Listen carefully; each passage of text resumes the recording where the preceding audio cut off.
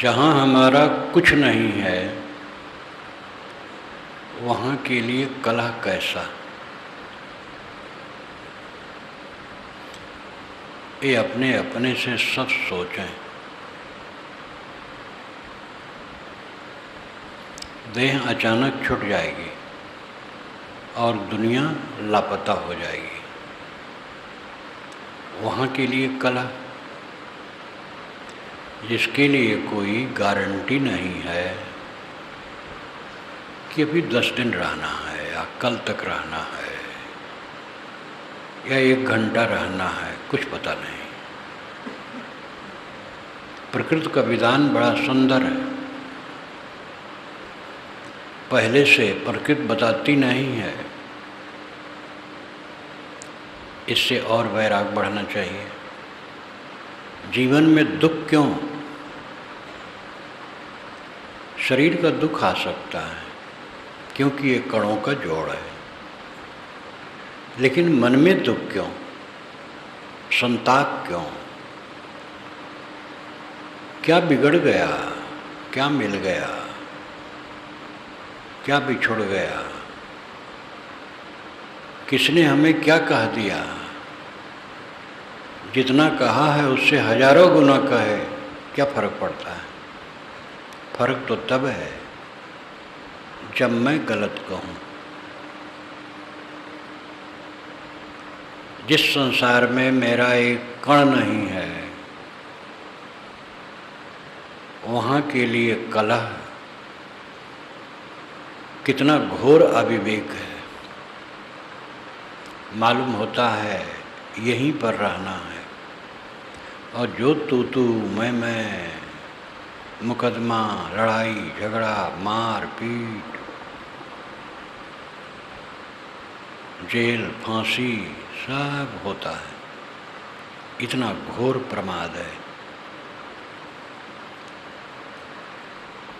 अंधभूतो अयं लोको तनुकेत विपश्यति। तथागत बुद्ध कहते हैं अयं लोको अंधभूत, यह लोक अंधभूत है। भूत नाम यहाँ तादात्म्य, अपने अंधकार में डूबा है।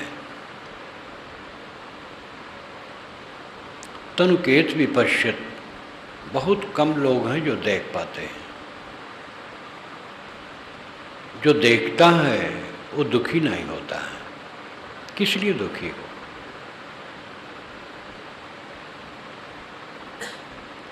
अपने से अपने को दुख से मुक्त करो। हमारा तर्क रहता है क्या करें, पत्नी बात नहीं मानती इसलिए दुखी होना पड़ता है, लड़का मनमानी इसलिए दुखी होना पड़ता है, भाई बेईमान है इसलिए दुखी होना पड़ता है। ये सब बहानेबाजी है। जो जैसे हैं वैसे हैं, उनके बीच में हम दुखी न रहें। रहना तो उन्हीं के बीच में। इन सब को छोड़ के अलग चले जाएं, वहाँ भी आदमी वैसे मिलेंगे, सतरजतम 3 गुणों वाले, वहाँ भी यही बात रहेगी। तो भाग भाग के काम नहीं बनेगा। जहाँ हैं वहाँ अपने को संभालें, अपने मन को मांझें। सदगुरु कबीर ने ज्ञान चौतीसा जो बीजक में एक प्रकरण कहा है, उतना छोटा प्रकरण ही ज्ञान का भंडार है। ज्ञान चौतीसा, इसलिए उसकी व्याख्या अलग से भी छापी गई है कि उतना मनन किया करे कोई तो बहुत हो जाए। उन्होंने यहाँ पर कहा है, यहाँ निग्रह स्नेहो कर निर्वार संदेहो, नहीं देखे नहीं भाजिया परम सयान पियहु। जहाँ न देख तहाँ बजाऊँ, जहाँ नहीं था तन मन लाऊँ, जहाँ नहीं था सब कुछ जानी, जहाँ है ताले पहचानी। कील पर कील ठोकते हैं साहब। ये यहाँ निग्रह स्नेहो, यहाँ अनुस्वार है। इसलिए साहब कहते निग्रह करो। अनुस्वार शून्य, तो निग्रह करो, त्याग करो। क माने कबूतर, ख माने खरगोश, ग माने गणेश, घ माने घर, ङ माने कुछ नहीं। वर्णमाला में ङ, य इत्यादि का कुछ अर्थ नहीं माना जाता है। साहब ङ पर इतना बढ़िया अर्थ करते हैं कि पूरा मोक्ष शास्त्र है। यहाँ निग्रह स्नेहो, यह अक्षर कहता है कि मन के स्नेह का निग्रह करो, भावुक न बनो, शुद्ध प्रेम का व्यवहार सबसे करो। निर्मल मन में किसी के लिए द्वेष नहीं रहता है, सबसे शुद्ध प्रेम करो, लेकिन मोह किसी से न करो। निग्रह स्नेहो, कर निर्वार संदेहो, संदेह का निवारण करो। गुजर बसर कैसे होगा, रोग लग जाएगा तो कौन सेवा करेगा, अगर धन नष्ट हो जाए तो क्या होगा, नौकरी छूट जाए तो क्या होगा, व्यापार बंद हो जाए तो क्या होगा, बेकार खुराफात। एक व्यापार बंद होगा दूसरा शुरू होगा। यहीं जब मैं पहले 75 में ज़मीन खोजने आया इलाहाबाद, सन 1975, तो मौर्य जी एक रहे, अफसरी छोड़ दिए, नेता भी थे निहालपुर में। तो वहाँ तो सब मैदान था, उनका कुआं था, ट्यूबवेल था, मैं भी वहाँ के बैठता था। कहे महाराज आगे दक्षिण तरफ हमारी ज़मीन निकल गई। जब ज़मीन निकल जाने की बात आई तो बहुत परेशानी हुई, लेकिन ज़मीन का पैसा बहुत अच्छा मिला। उतना हम कमा नहीं पाते थे और उससे मैंने और विकास किया। अब जहाँ बैठे हैं ये भी निकलने वाली है, संतोष है, काम होगा। अनुभव हो गया था। हमारा सब कुछ छूट जाए तो भी गुजर होगा, फिर रास्ता दूसरे ढंग से बन जाएगा। नदी की धारा चलती है, आगे बांध दो तो नदी रुकती नहीं है, साइड से वो फिर निकल जाती। संदेह मन का जो है वो छोड़ दो। आत्मा से अलग परमात्मा है कि आत्मा ही परमात्मा है, बुद्ध द्वारा इसको समाप्त करो। आत्मा से अलग कोई परमात्मा मिलने वाला नहीं। जब हरिद्वार में मेरा पहला कुंभ था तो मेरे प्रवचन रोज होते थे पावन धाम के सामने पास में, अच्छी सब मंडलेश्वर जगत गुरु सब आस पास होते थे। मेरे विचारों को सुनते सुनते आंदोलन भी हुआ था, लेकिन समर्थक खूब थे। हमारे साइड में दक्षिण तरफ एक सन्यासी थे, अब की बार नहीं आए थे। वो बहुत बूढ़े थे, वो नहीं रह गए तो शिष्य लोग नहीं कर पाए होंगे। उन्होंने मेरे प्रवचन के बाद वो अपना प्रवचन करते थे या पहले करते थे। उन्होंने कहा आत्मा के अलावा कोई परमात्मा नहीं, जोर से कहा। हमारी बातों से बहुत खुश थे। आगे वेदांतियों का भवन था, तो वहाँ से एक जिज्ञास साधु मेरे प्रवचन में बैठता था। तो एक दिन एक वेदांती ने पूछा, यहाँ नहीं बैठते हो, वहाँ चले जाते हो? तो उसने कहा यहाँ आकाश की बात होती है और कबीर पंडाल में धरती की बात होती है, इसलिए वहाँ जाता हूँ।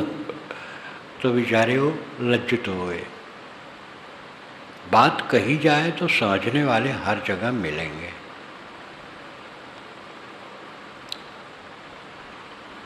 परमात्मा आत्मा से अलग है कुछ नहीं, मोक्ष कहीं अलग है कुछ नहीं। मोक्ष तो छूटने को कहते हैं, वासना छूट गई, मोक्ष आप हैं।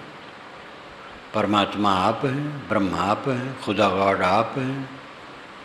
सारे पारमार्थिक शब्दों का अर्थ एक ही है, आत्मअस्तित्व का बोध और आत्मअस्तित्व में स्थित हो जाना। और बिना मोह के छूटे नहीं होगा। बाहर का मोह एक गंदी आदत है।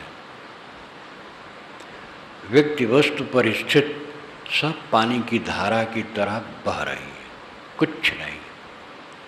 मोह करने क्या जाओ, सेवा करो, निर्मोह रहो। देह की चिंता न करो, रोग व्याधि लगेगी सब ठीक हो जाएगा। अभी 7-8 वर्षों के बाद मुझे कमर में दर्द हो गया था। ये ऋतु के कारण कुछ हुआ होगा, अब ठीक हो गया है। कई वर्षों के बाद हुआ, 7-8 वर्षों के बाद। रोग आते हैं जाते हैं, और ज़्यादा रोग होगा, पड़ा रहेगा शरीर, और क्या होगा, फिर छूट जाएगा। क्यों चिंता करते हो? ज़्यादा दर्द होगा तो बदहोश हो जाओगे, ये प्रकृति का विधान है। और जितना सही होगा आसान हो जाएगा। चिंता करो ही मत। और मृत्यु की चिंता तो घोर अविवेक है। जो जीवन मुक्त है वो तो मौत का स्वागत करता है। जब तक देह है तब तक जीवन मुक्त को भी उपद्रव है। देह को ढोना, इसके सुख दुख सहना, प्राणी पदार्थ परिस्थितियों के झमेले में निपटना, ये सब झंझटें तो है। जब काम पूरा हो गया, मन कृतार्थ है, मौत तो बहुत बढ़िया है। मौत आए समाप्त कर दे सब। रोज गाढ़ी नींद आती है और मैं परमानंद में चला जाता हूँ। मृत्यु आए सदा के लिए परमानंद। जब वासना कुछ नहीं रही तो क्लेश क्या है, कसर है, इसलिए मौत की डर है। यहाँ तक कि मुक्ति से डर है। अष्टावक्र गीता के लेखक ने इसको बड़े अच्छे ढंग से पकड़ा है। उन्होंने लिखा है, अष्टावक्र गीता का भाष्य यहाँ पर उपलब्ध है, आप देख सकते हैं, कि जिस मुक्ति के लिए सारा परिश्रम करते हैं उसी से भय। जब मुक्त हो जाएंगे, कुछ नहीं जानेंगे, तब क्या मजा होगा, भय लगता है। अब मजा ही लेना है तो दुनिया में मजा लेते रहे हो, मजा लो बस। मुक्ति काम क्यों करते हो? और कुछ जानोगे तो संकट भोगोगे। जान जान के सारा संकट है। जान जनाए देखिए सुने सब मित्रन दिलहाल, हाँ लाभ इसमें कहाँ जोती है इस बेहाल। विशाल देव कहते हैं, मित्रों से मिलें, उनकी बात जानें, अपनी बात जनावें, उनको देखें, अपने को दिखावें, इसमें क्या लाभ है? और न करो तो क्या हानि है? इसलिए सब प्रपंच छोड़ो, आत्मलीन हो। ये बाहर की चमक दमक में अनाजकाल से भूल करके नाक रगड़ रहे हो, रो रहे हो और कुछ नहीं कर रहे हो। पूरा जीवन रोने के अलावा क्या है? निर्धन रोता है, धनी रोता है, अविद्वान रोता है, विद्वान रोता है, सामान्य रोता है, प्रतिष्ठित रोता, सब रोते हैं। आत्मबोध हो जाने पर तो क्लेश नाम की चीज ही नहीं होना चाहिए। लेकिन बोध का अर्थ केवल जाल लेना नहीं है, मोह का क्षय है। जब मेरा कुछ नहीं है तो किस में मोह करूं और किसके लिए कलह करूं? अगर ज्ञान के बाद भी कलह है, ज्ञान का मतलब क्या है? कर निर्वार संदेह हो, कुछ पाना नहीं, और जिसे पाना है वो नित्य प्राप्त है।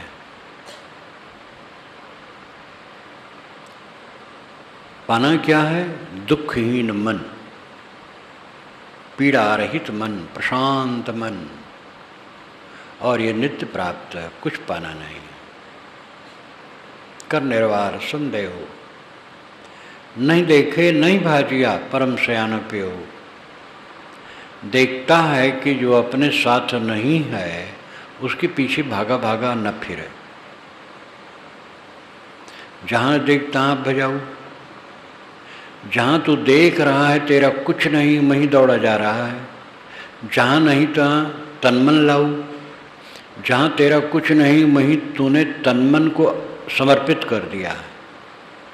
जहाँ नहीं तहाँ सब कुछ जानी, जहाँ तेरा कुछ नहीं वहीं तूने सर्वस्व मान लिया है।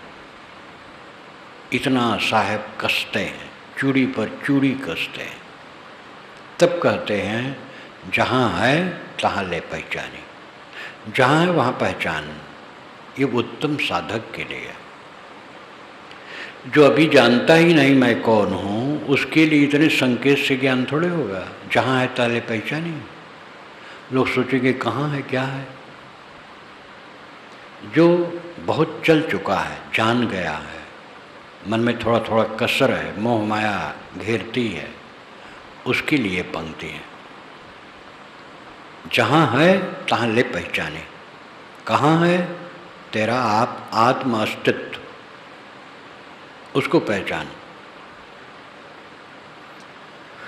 कठोपनिषद में एक बड़ा महत्वपूर्ण मंत्र आता है, अड़ो रड़ीयाम महतो महीयान आत्मस जंतोर निहितो गुहायाम तमक क्रतु पश्यत बीत शोको धातु प्रसादान महिमान महात्मन। ये बहुत प्रसिद्ध मंत्र है। अड़ो रड़ीयाम, अड़ु अड़ियाम, सूक्ष्म से सूक्ष्म, अणु से अणु, महतो महीयान और महान से महान, आत्मस्य जंतुर निहितो गुहायाम। ये आत्मा है जो सब प्राणियों की हृदय गुफा में बैठा है। अणु से अणु कैसे है?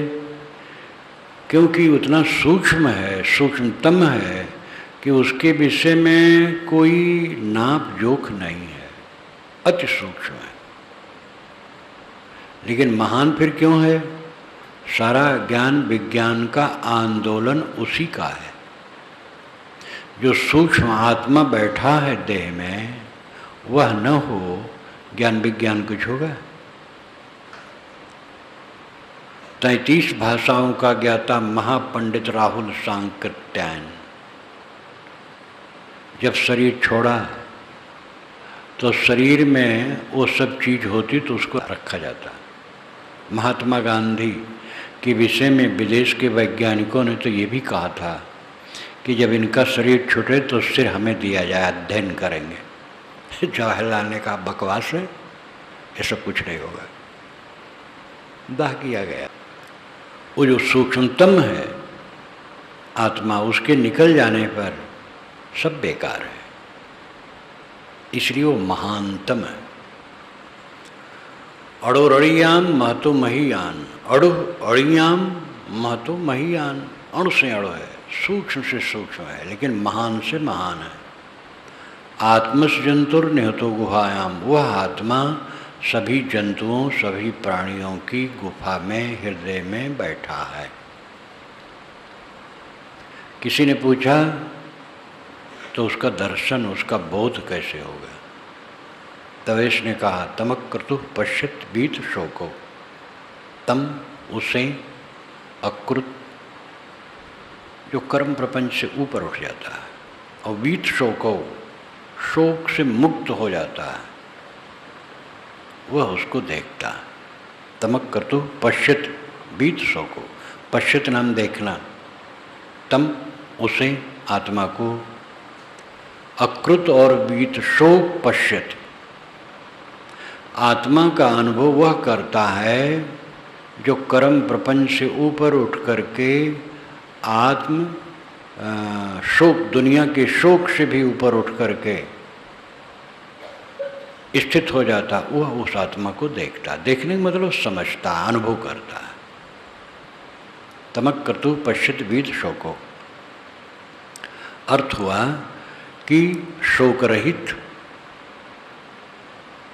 और कर्म प्रपंच से रहित साधक आत्मा का अनुभव करता है। कर्म प्रपंच, कर्म जीवन में है, करना पड़ता है, उसका निषेध नहीं है। कर्म प्रपंच का अर्थ है दुनिया में अपने को उलझाए रखना। भोजन को कौन मना करेगा कि ना करो, लेकिन अधिकतम लोग कुछ ज़्यादा ही खाते हैं और इसी से परेशान रहते हैं। कर्म के बिना तो एक सेकंड चलने वाला नहीं। गीताकार ने कहा है कि एक क्षण भी कर्म के बिना नहीं चल सकता, उस कर्म का त्याग कैसे हो सकता है। मैंने एक दिन कहा था, महाभारत में गीता है और महाभारत काल में और उसके पहले दार्शनिकों का बड़ा द्वंद्व था। ऐसे ऐसे दार्शनिक और सन्यासी थे जो उंगली हिलाना नहीं चाहते थे, कर्म मात्र बंधन है। इसीलिए विचारकों ने काफ़ी इस पर कहा है। गीताकार ने कहा एक क्षण भी कर्म किए बिना इंसान रह नहीं सकता है। गीता का लेखक बहुज्ञ था, पूरे शास्त्रों को जानता था, अनेक उपासनाओं को जानता था, समन्वय की उसकी दृष्टि थी, अनेकता में एकता पिरो देना, साथ साथ वो श्री कृष्ण का महान भक्त था। श्री कृष्ण का ईश्वर स्वरूप उद्घाटित हो गया था उस समय। ये तो ईसा के और पहले ही उद्घाटित हो गया है। तो श्री कृष्ण का वो कट्टर भक्त था, इसलिए सब घुमा करके श्री कृष्ण में जोड़ा है। लेकिन इससे उसकी उपेक्षा नहीं की जा सकती। गीताकार बहुज्ञ, समन्वय दृष्टि वाला और बहुत जानकार है, साथ साथ ज्ञान वैराग की बात बहुत मार्के की कहता है। गीता में कहा गया एक क्षण भी आदमी कर्म किए बिना रह नहीं सकता। तो कर्म का त्याग कैसे होगा? कर्म करो, कर्म करे और रहे अकर्मी, ऐसी युक्ति बतावे। ये सदगुरु की पंक्ति है। सच्चा सदगुरु बताता है कर्म करो और अकर्मी रहो, यही उपाय है और कोई उपाय नहीं। खाओ, संतुलित खाओ,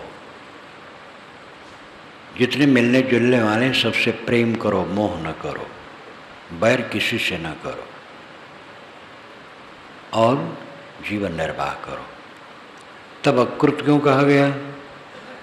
कर्म को मान करके उसी में बहुत उलझा रहना, रात दिन फुर्सत नहीं, न अध्ययन की फुर्सत है, न सत्संग की फुर्सत है, न ध्यान की फुर्सत है, आराम से बैठ नहीं सकते, अपने को धुन डालना धन के पीछे।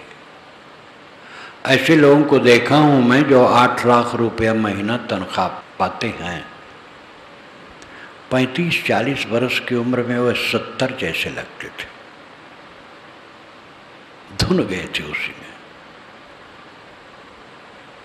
बड़े बड़े धनी भटकते भटकते मर जाते। बड़े बड़े डॉक्टर, ऐसे ऐसे डॉक्टर हैं जिनके पीछे तमाम डॉक्टर कंपाउंडर है प्राइवेट, और प्रतिदिन कई लाखों की आमदनी है और जीवन उनका दुख से भरा हुआ। ऐसे महात्मा भी हैं, बढ़ाने के चक्कर में हैं, इसलिए चमत्कार शुरू कर दिए और भी हाई फाई का काम करने लगे। तमाम राजनेताओं से संपर्क करके जायज नाजायज धन बटोरने लगे और देखने में उनका लिफाफा है और जलते और कुछ नहीं। माटी गोबर बटोरने की आदत सदा से है, वही साधु बन करके कर रहे हैं। मध्यवर्ती, अति का भला न बोलना, अति की भली न चूप, अति का भला न बरसना, अति की भली न धूप। साहब कहते हैं मध्यम मार्ग अपनाओ, बीच का रास्ता। तो अकृत कर्म प्रपंच से ऊपर उठो, उलझो मत कर्म में, विवेक पूर्वक कर्म करो। और अकृत का अर्थ ये भी है कि हवन तर्पण से काम नहीं होगा। कृत, कृत, ये वैदिक शब्द है कृत, यज्ञ याग। ये यज्ञ याग हवन तर्पण स्वाहा स्वाहा करने से लाभ नहीं होगा, आत्मकल्याण करो। और वीत शोको, ये सबसे बड़ी बात है। शोक रहित आदमी तम पश्चित आत्मा का साक्षात्कार करता है। जिसका मन दुखी है उसका तो व्यवहार भी खराब हो जाता है, और आत्म शांति में कैसे पहुंच सकता है? दुखी न होना आपके जीवन की सबसे बड़ी ऊंचाई है, और ये अपने अधिकार में है, दुखी न होना। दुखी हम क्यों हो? किसके लिए हो? सब माटी गोबर, माटी गोबर, चारों तरफ माटी गोबर। अपनी दें, साथियों की दें, मकान, दुकान, रुपया, पैसा, सब माटी गोबर। इसके लिए दुखी हम क्यों हो? मस्त रहो हरदम, चैन की बंसी बजाओ, जो हो जाए हो जाए, हो जाने दो। संसार का स्वभाव है होना, चाहे जो हो। अपने से ना बिगाड़ो, और जो बनाने योग्य उसको बनाओ। फिर जिसको बनाओगे वो भी बिगड़ेगा ही, लेकिन उसको पहले से बिगाड़ना ये व्यवहार नहीं। इसलिए विवेक से जियो। तमक्रतु पश्यत वीत शोको, जो शोक रहित है और कर्म प्रपंच से ऊपर है, वह आत्मा का साक्षात्कार करता है। कितना व्यवहारिक है, कितना तथ्य है। धातु प्रसादान महिमान आत्मनः, धातु प्रसादात, धातु के प्रसाद होते ही महिमानम आत्मनः, आत्मा अपनी महिमा में प्रतिष्ठित हो जाता है। धातु कहते हैं जो धारण करे, तो इसमें ज्ञानियों का अपना अर्थ है, ईश्वरवादियों का अपना अर्थ है। ईश्वरवादी अर्थ करते हैं धातु धारण करने वाला विधाता है, ईश्वर है, वो पूरे संसार को धारण किए हुए है। और प्रसाद का अर्थ है कृपा, जो पूरी दुनिया का धाता विधाता है, वह ईश्वर जब कृपा करेगा तब तुम्हारा कल्याण होगा। लेकिन अगर ईश्वरवादी प्रकरण हो तो ईश्वरवाद का अर्थ करना कोई बुरा नहीं। ये ईश्वरवादी प्रकरण ही नहीं तो अपरोक्ष आत्मा का है। आत्मस जंतुर निहितो गुहायाम पहले कहा गया है। इसलिए अर्थ है धातु, इंद्रियां, मन, ये धातु ये जीवन को धारण करती है।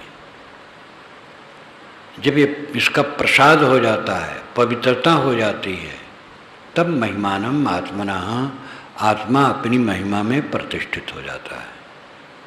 ये अर्थवैज्ञानिक है, प्रकरण अनुसार है।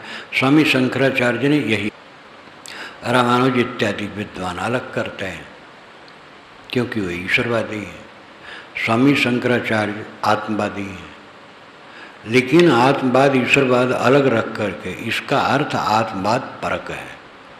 धातु प्रसादान महिमानम आत्मनः, धातु के प्रसाद होने पर आत्मा अपनी महिमा में प्रतिष्ठित हो जाता है। जब मन निर्मल हो गया, इंद्रियों के बर्ताव निर्मल हो गए, तो आत्मा अपनी महिमा में प्रतिष्ठित हो जाता है। हलचल नहीं, द्वंद्व नहीं, दुख नहीं, पीड़ा नहीं, संताप नहीं। समझ हो और समझ के साथ आचरण हो, बस कल्याण है। समझ ही नहीं है मैं कौन हूँ, मेरा क्या संबंध है कहाँ से। अनेक मत हैं कि ईश्वर ने हमें दुनिया में भेजा है, उसी के पास चलना है। अनुमान कल्पना करके अटकल पच्चू बात करते रहते हैं। किसी ने नहीं भेजा है। अपने अज्ञानवश हम भटकते हैं। माया का आरोप ईश्वर पर कर दिया जाता है। ईश्वर ने जन्म दिया और माया दी, हम भटक रहे हैं। क्या करें महाराज, ईश्वर की माया बड़ी विचित्र है। ईश्वर के भक्त ईश्वर की निंदा करते हैं। विवेकवान कभी नहीं कहेगा कि ईश्वर की माया है, हमारे अज्ञान की माया है। जो संसार में हम भटकते हैं वो मोह है कारण, और मोह के कारण हमें दुख होता है, वो हमारी माया है, अविवेक है। ईश्वर की माया क्यों होगी? ईश्वर जब दयालु है, कृपालु है, तो माया क्यों पेश करेगा? तथ्य यह है कि इस अनादि जगत को कहीं से उत्पन्न मानने की कल्पना हुई, तो माना गया ईश्वर है, उसने दुनिया बनाई। तो कैसे बनाई? वो तो शुद्ध बुद्ध है, तो माया से बनाई, उसके पास माया है, तो माया से दुनिया बनवा दी। अब माया क्या करे? तो ईश्वर ने कहा कि जाओ भाई इन प्राणियों में भटकाओ सबको।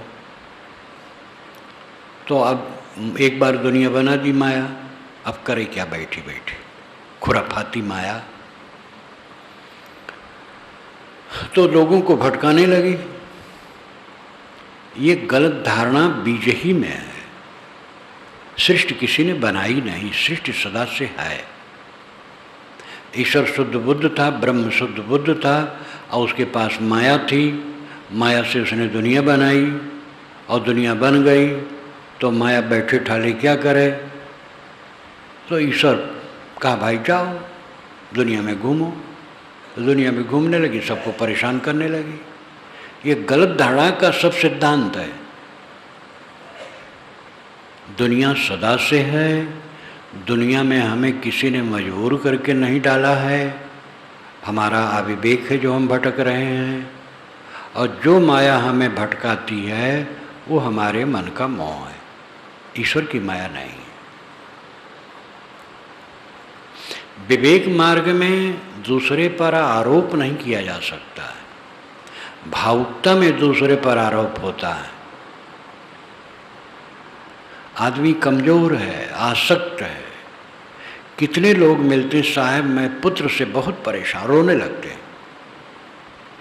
मैं कहता हूँ तुम समझदार नहीं। पुत्र से परेशानी क्या है? पुत्र को स्नेह लो, जैसा है वैसा स्वीकारो, उसको उत्साहित करो और उसको सहारा दो। बात नहीं मानता है, धन्यवाद दो। बात माने, धन्यवाद दो। सेवा करता है, धन्यवाद दो। सेवा नहीं करता है, धन्यवाद दो। दुखी क्यों हो? दुखी होना तो अपनी कमजोरी है। आदमी का मन स्वार्थी है, कुछ चाहता है, नहीं वैसा हो तो बस दुखी होता है। चाहना छोड़ दो, दुख नाम की चीज ही नहीं होगी। चाहना छोड़ देना भी सरल नहीं है, मोह है, आसक्ति है, इसलिए चाहना ही सबको रुला रही है। कौन छोड़ेगा? हमें ही छोड़ना पड़ेगा। ये भी बड़ी बात है, बहुत चर्चा है। जब भगवान कृपा करेगा तो सब काम बन जाएगा। आज तक भगवान कृपा नहीं कर पाया, कब आशा करते हो? क्यों भगवान को दोष देते हो? वास्तव में पूरा विश्व ही मानो ईश्वर है, विश्व नियम। तो सब कुछ आपके लिए किया है। शरीर मिला है, खाना पानी मिलता है, वृक्ष वनस्पत पौधे सब हैं जो आपके उपयोगी हैं, चाँद सूरज सितारे हवाएं आग सब तो मिला है। क्या और चाहते हो? ईश्वर और क्या देगा? अब आप अपने मन को खराब करो, ईश्वर क्या करेगा? ईश्वर कोई व्यक्ति नहीं है। गलत गलत सिद्धांतों के कारण कितने साधक भटकते हैं। खड़ेश्वरी हैं, कोई ऊर्ध्वबाहु हैं, कोई कुछ हैं। कहीं लिखा है कि ऐसा करने से ईश्वर मिलेगा। मिलेगा वो माया होगी। अबोध के नाते लोग बहुत भटकते हैं। कबीर साहब ने सब कुछ छिला है। बीजक आप पढ़िए, निर्भ्रांत दृष्टि, सब प्रकार की निर्भ्रांत दृष्टि। अन्य शास्त्रों में भी निर्भ्रांत बातें हैं, लेकिन भ्रांति की भी है। और कबीर तो ऐसे हैं अद्भुत। रखपत साहब फिराक गोरखपुरी ने कहा, कबीर के एड़ी से चोटी तक आंखें ही आंखें थी। यह अलंकारिक भाषा में कहा गया है। मतलब वो सब समय देखते रहते थे, कहीं झपकते नहीं थे। इतना निष्पक्ष चिंतन और इतना खर और इतना सबका आदर। उन्होंने नहीं कहा कि हमारा कोई संप्रदाय है और इसको जो नहीं मानेगा वो नरक में जाएगा। उन्होंने प्राप्त विचारों पर समीक्षा की और सत्य का उद्घाटन किया। पूरे बीजक में आप देख लीजिए, जो विचार प्राप्त हैं उस पर उन्होंने निर्भय होकर निर्णय दिया। एक छोटा सा अंश देख लीजिए। कृष्ण समीपी पांडवा गले हिवारे जाए, लोहा को पारस मिले तो काहे काई खाए। बड़ा सरल उपयोग है और एक बहुत बड़े पुरुष के लिए चुनौती दे दी है। जब एक तरफ कृष्ण से ही कहलवाया जाता है कि मेरी शरण में आओ, मेरी पूजा करो, मेरा नाम जपो, मैं तुम्हारा उद्धार कर दूंगा, कृष्ण कभी नहीं कह सकते, कोई महापुरुष नहीं कहेगा। वहीं कबीर कहते हैं कृष्ण समीपी पांडवा गले हिवारे जाए। कृष्ण के समीप में रहने वाले पांडव हिमालय में जाके गले तो लोहा को पारस मिले काहे काई खाए। अगर लोहा को पारस मिल जाएगा तो सोना हो जाएगा, कहावत के अनुसार, काई क्यों खाएगा। जब वो ऐसे समर्थ पुरुष के पास बैठे थे जो ब्रह्म थे, ईश्वर थे, जिसको जो चाहे सो कर दें, तो पांडव को उद्धार क्यों नहीं किए। अब ये बात साफ साफ अपनी वाणी में कहना और काशी में कहना, जहाँ पंडितों का गढ़ था, आवाज भी है। लेकिन उन्होंने कहा, चिंता नहीं की, लोग समझे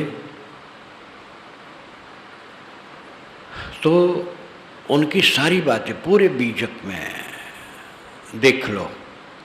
प्राप्त विचारों पर समीक्षा है और सत्य का सर्वत्र उद्घाटन है। ऐसे तो मैं स्वयं कृतकृत हुआ 60 वर्ष पूर्व। शास्त्र सब पढ़ता था, रामायण गीता और शास्त्र जितना उस समय अकल थी, और सब समझता भगवान की लीला है, इसमें मैं क्या समझ सकता हूँ। भक्ति में लगा था। 3 महीना बीजक त्रिज्या पूर्ण साहिब की टीका और साथ साथ निर्मल साहिब का निर्मल सत्य ज्ञान प्रभाकर पढ़ा और सब भ्रम कट गया, निर्भ्रांत दृष्टि हो गई। तब से डिगने तो कोई बातें नहीं है।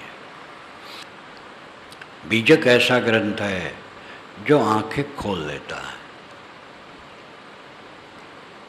और फिर निर्णय वचन कहीं के हों, उसी बीजक की दृष्टि लेकर के उपनिषद पर, गीता पर, रामायण पर, महाभारत पर, जो भी आने वाला है, वेद पर, इस सब पर काम किए गए।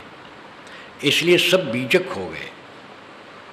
निर्छिर निर्णय, सर्वत्र निर्छिर निर्णय। ये कहावत है कि चश्मा ज्ञान कबीर का सूझे चारों ओर, और का ज्ञान आईना ज्ञान है, दर्पण, एक ही तरफ दिखता बस। नहीं, कबीर का ज्ञान चश्मा ज्ञान है। चश्मा लगा लो, सब तरफ देखो। मैं कबीर पंथी हूँ ऐसा कहता हूँ, मेरे कहने कोई मूल्य नहीं।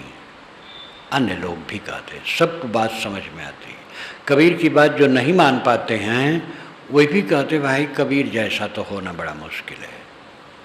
ये मेरा अनुभव, मैं अनेक बार कहता हूँ। कभी कभी 20 वर्षों तक जहाँ शरीर जन्मा रहा, 20 वर्ष पूरा हुआ, 21वां आरंभ हुआ, तब मैं निकला हूँ। और उतने में अनेक बार ब्रह्म भोजों में, अनेक उत्सवों में ब्राह्मणों की भीड़ में जाना होता था। और वहाँ जब चर्चा चल पड़े, ज़्यादातर गीत को लेके चलता था।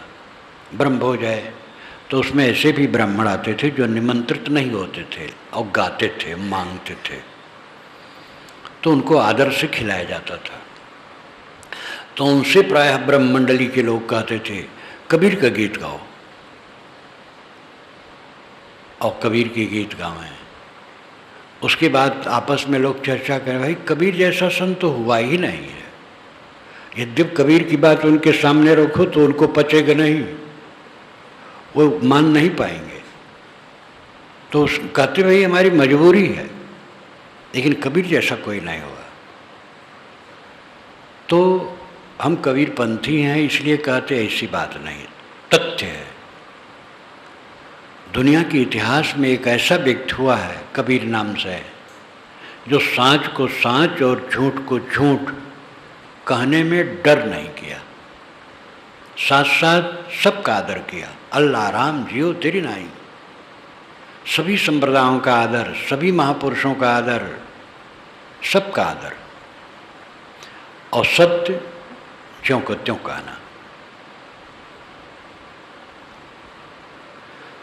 जिसके पीछे हम भाग रहे हैं वह मेरे साथ नहीं है, और उसी के लिए हम कलह करते हैं। सब लोग अपने अपने मन में ध्यान दो, जहाँ कहीं जो हो, माता से, पिता से, भाई से, बंधु से, गुरु से, शिष्य से, पड़ोसी से, समधी से, लम्धी से बैर विरोध कलह कुछ करते हो उसको छोड़ दो। कला में स्वर्ग नहीं है और स्वर्ग में कला नहीं है। ये महान संत लाओ जी की आवाज़ है। चीन में संत हुआ 2500 वर्ष पूर्व, वहाँ का वो कबीर ही है। खर बात कहना, स्वर्ग में कलह नहीं है, कलह में स्वर्ग नहीं। जिसके मन में कलह है कहाँ स्वर्ग होगा, कहाँ सुख होगा। और जिसके मन में स्वर्ग है, सुख है, वहाँ कलह समाएगा कैसे, किससे कलह करेगा। जहाँ हम रह रहे हैं हमारा एक कण नहीं है, और वहाँ के लिए हम कलह करते। 4 दिन की चादरी, फिर कुछ नहीं। अपने जीवन के बीते समय को देखो, कहाँ कहाँ गए, किनसे किनसे मिले, क्या क्या नुकसान और फायदा हुआ, कहाँ कहाँ कलह की और मोह किए, कुछ धरा है, सब बह गया। अनुकूलता गई, प्रतिकूलता गई, सुख गया, दुख गया, हानि गई, लाभ गया। और कलह करके जो बेवकूफ़ बने उसके परिणाम में दुखी हुए, लज्जित हुए। हुआ क्या? इसीलिए बारंबार निवेदन किया जाता है कि हम ज्ञानी हैं, इसको भूल जाओ। हम अज्ञानी कहाँ कहाँ होते हैं। हमारे ज्ञान की सार्थकता है जब अपने अज्ञान को हम देखते रहें। अंतिम बात तो साक्षी भाव है। साक्षी भाव हो करके सारे दृश्यों को छोड़ दो और अपने आप में शांत। दृष्टा और दृश्य दो है, आप दृष्टा हैं और चित्त दृश्य है। चित्त के झरोगे से जगत प्रपंच प्रतीत होता है। चित्त शांत हो जाए तो जगत शांत है। चित्त को देखो, आप दृष्टा हैं, चित्त दृश्य है, उसको देख के शांत कर दिया, बस काम पूरा है। अब इसकी में किसी गवाही साखी क्या जरूरत है, किसी प्रमाणिकता क्या जरूरत है। और परमार्थ क्या है? दृश्य शांत हो जाए, दृष्टा अपने आप में। यही साधना का मूल रूप है, राजपथ है, सार्वभौमिक सत्य है। स्वामी शंकराचार्य ने विवेक चूड़ामणि में एक जगह कहा है, मैं ब्रह्म ब्रह्म कहने से कल्याण नहीं होगा। जब तक दृश्य का अभाव नहीं होगा कल्याण नहीं होगा। दुनिया के सभी साधकों का यह अनुभव है, दृश्य का अभाव। दृश्य चित्त है। चित्त शांत हुआ, बेड़ा पार है। चित्त को शांत करो, और चित्त का शांत करना ये पवित्र रहने का परिणाम। अकृत बीत शोको, कर्म प्रपंच से उठ करके शोक से मुक्त हो करके काम होगा। निर्मल मन में काम होगा। मैले मन में नहीं होगा। तेषामसो वीर्यो ब्रह्मलोको ना इस जीवम नृतम न माया चेत। पिप्पलाद ऋषि प्रश्न उपनिषद में कहते हैं तेषाम असौ, उसके लिए है, विरजो ब्रह्मलोको, विरजः ब्रह्मलोक, निर्मल ब्रह्मलोक। येषाम जिह्वम नृतम न मायाचित, जिसमें जिह्वम नहीं है, कुटिलता नहीं। जिह्वम नाम कुटिलता, और असत नहीं है, और माया छल कपट नहीं है, सार्वभौमिक सत्य। ये नहीं कहा अगर राम पर विश्वास नहीं करोगे तो नहीं होगा, कृष्ण पर विश्वास करोगे तो न करोगे तो नहीं होगा, कबीर पर विश्वास करोगे तो यह पद नहीं मिलेगा, अमुक पर विश्वास करोगे तब ये मिलेगा। ये सब प्रपंच नहीं कहा, तथ्य कहा। तेषाम असौ विरजो ब्रह्मलोको, उसके लिए निर्मल ब्रह्मलोक है। येषाम जिह्वम अनृत्यम मायाचित, कुटिलता, असत्य और माया जिसके मन में नहीं है उसको निर्मल ब्रह्मलोक मिलता है। तो निर्मल ब्रह्मलोक अपना आत्म अस्तित्व, अपने आप में वो प्रतिष्ठित होता है, अपने आप में सदैव आनंद कंद वो होता है जिसमें कुटिलता नहीं, छल कपट नहीं, असत्य नहीं, निर्मल मन।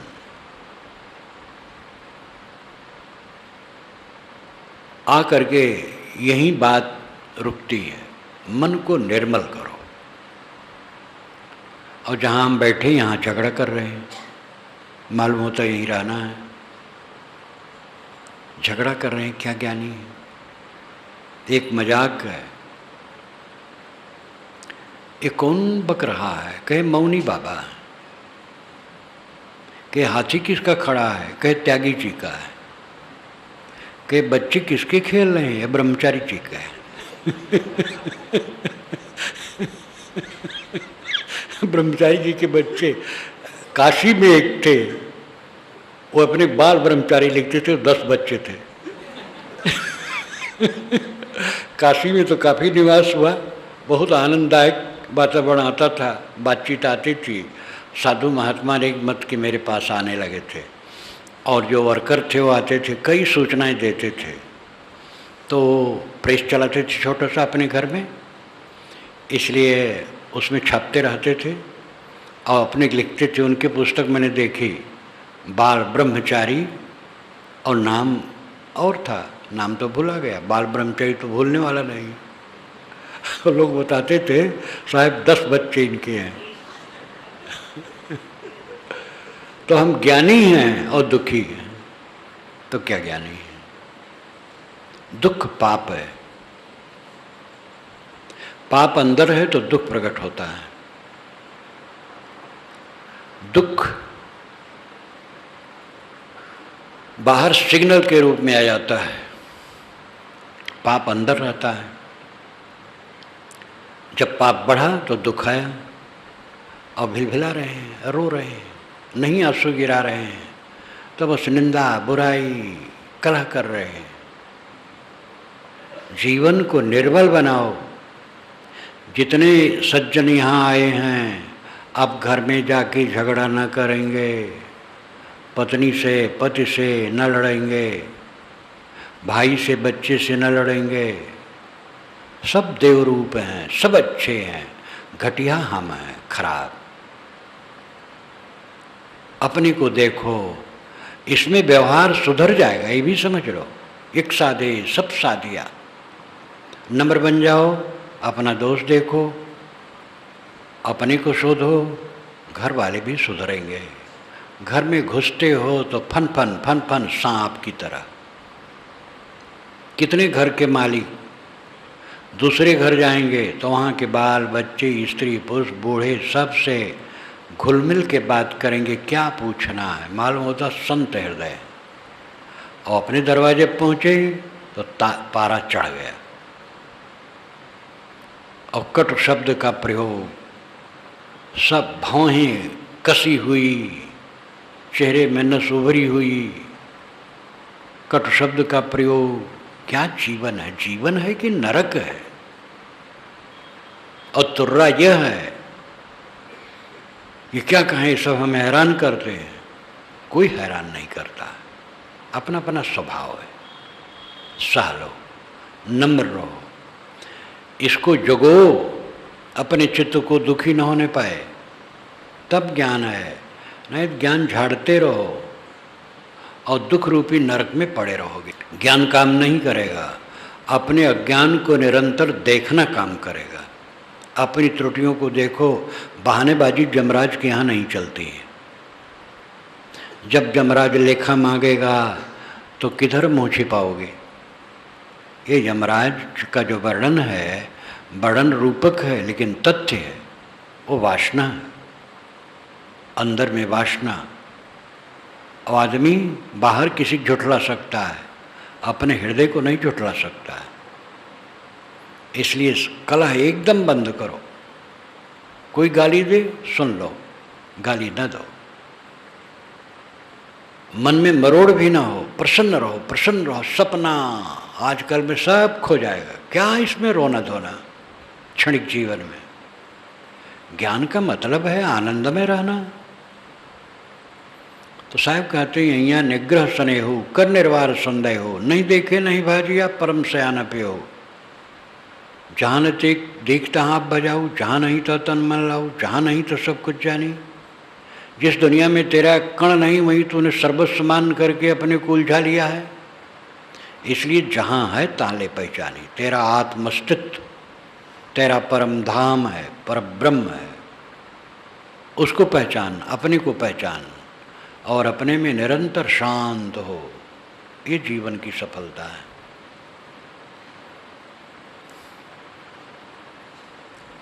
अहम शुद्ध चैतन्य ज्ञान स्वरूपम अजराहम अमराहम अखंडम मनूपम। अहम शुद्ध चैतन्य ज्ञान स्वरूपम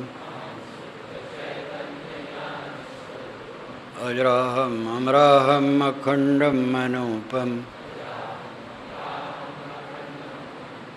अहम शुद्ध चैतन्य ज्ञान स्वरूपम